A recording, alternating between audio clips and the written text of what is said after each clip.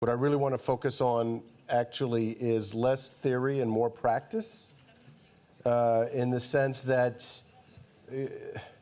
I'd like the outcome of this, or I would hope the outcome of this can be sort of a program of action, not just this panel, but the conference, a program of action. So I'm going to speak from the perspective of someone who's served on the front lines of the war with Iran.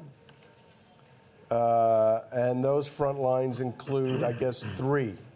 They include Bahrain, which I like to call the sort of geostrategic fault line, like the San Andreas Fault. It's that crack running north-south that separates east and west. And if there's a shift in that fault line, it has reverberations throughout the region. Bahrain is that fault line.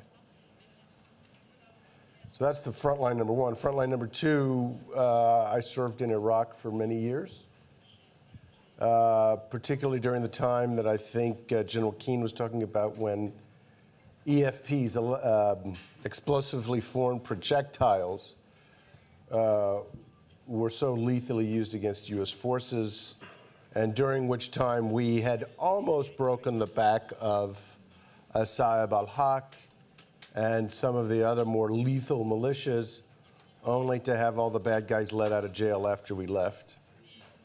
The third front line, frankly, was the podium at the State Department, where I would do live briefings defending U.S. policy. And even though that's in Washington, the reason I call it the front line is because, let's not forget, we're also in an information war.